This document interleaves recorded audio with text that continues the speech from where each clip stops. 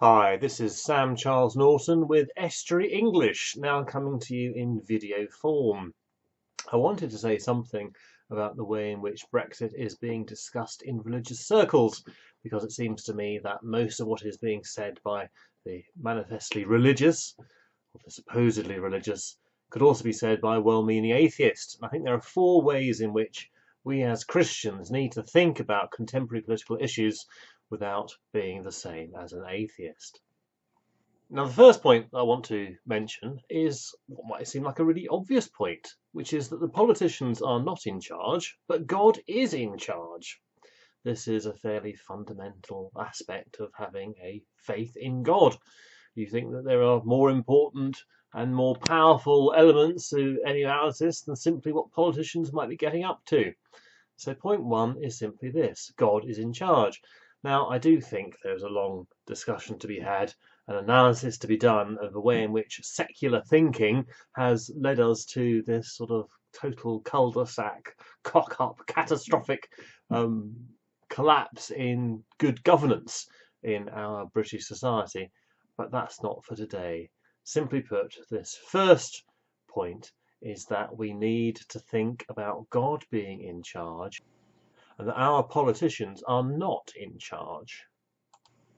The second point I want to make follows directly from the first, which is that because God is in charge, therefore we can be hopeful, and we don't need to be afraid of any special outcome. There might be good things, there might be bad things, but throughout the whole process, Christians have the responsibility to act on the basis of hope. And this is a virtue, it's not a feeling. We might look at what is going on in contemporary Westminster and despair, but such despair is not the basis for our actions as Christians.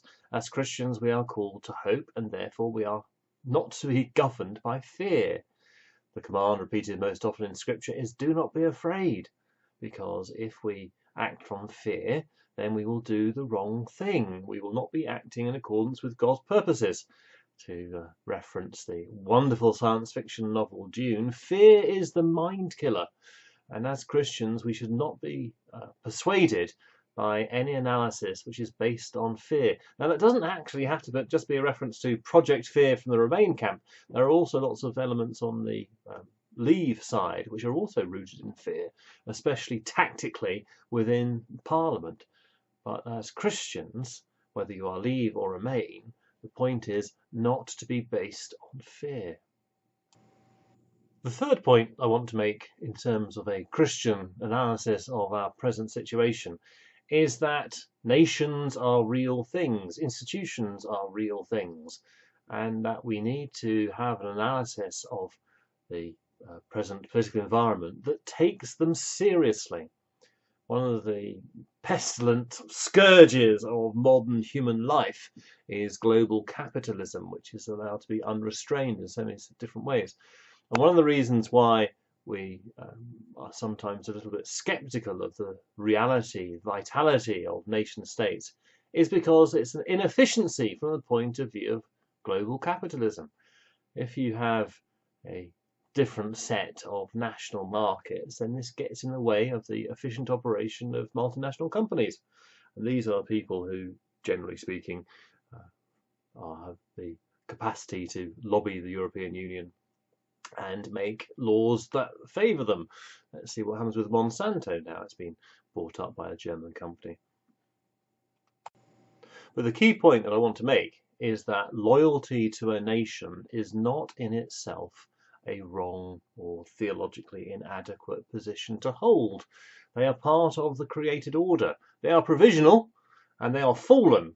And we need to have an analysis of what's going on which uses those terms. And again, this is not a Leave point or a Remain point. We can say that as part of redeeming fallen nations, being part of the European Union is part of what it means to bring forward the kingdom. I don't agree with it, but it is a coherent position to hold.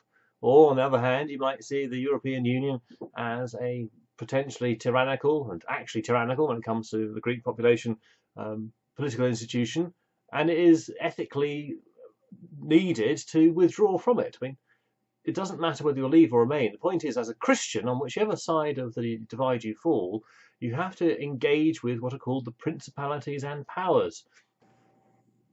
and to use that sort of language as the framework with which to understand what is going on.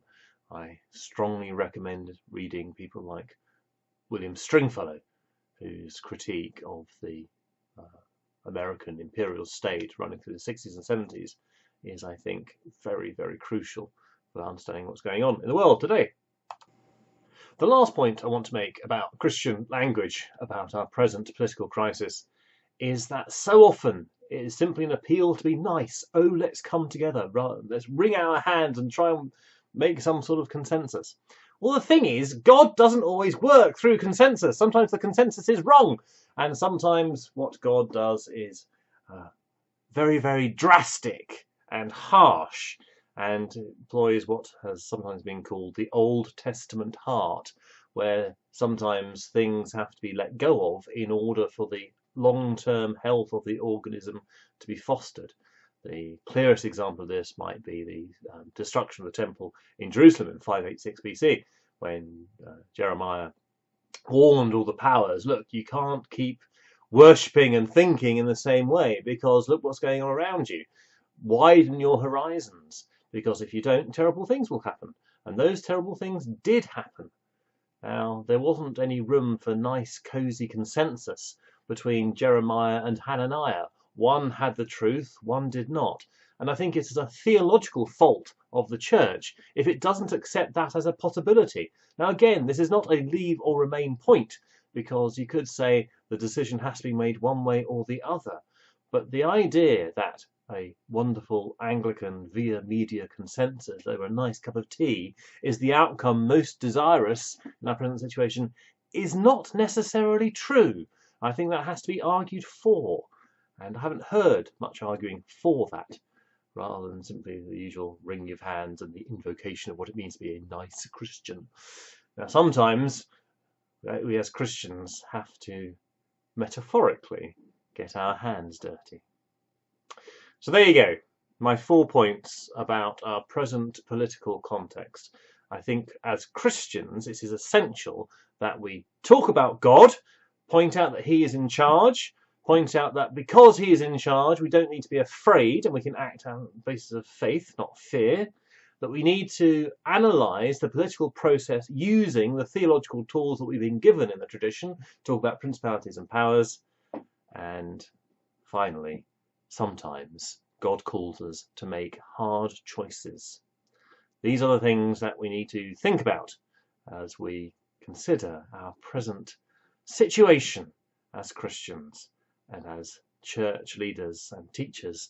This is what I hope we will be able to share far more with those who are interested from a Christian point of view in our present politics. See you again.